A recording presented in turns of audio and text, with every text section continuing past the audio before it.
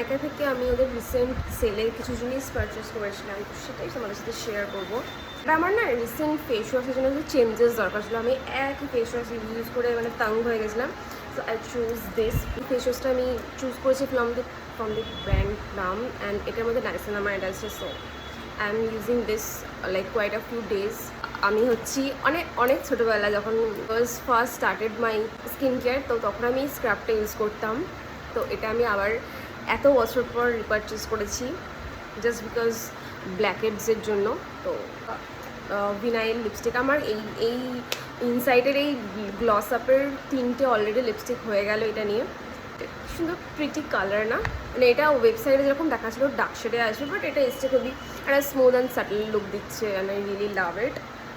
Next up inside কসমেটিক্সেরই same, but এটা different category. ওটা একটা গ্লস আপ ছিল, এটা হচ্ছে ম্যাটের মধ্যে আছে, stay matte lip colour.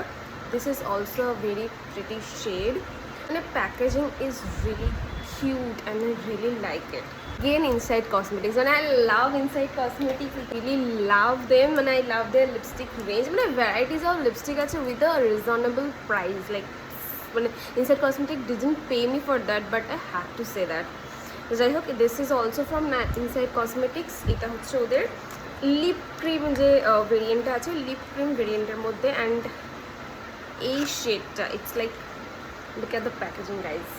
This is like, and এই শেডটা হচ্ছে pure nude shade guys. If you need the shade then please comment below and let me know that you want the shade name or not.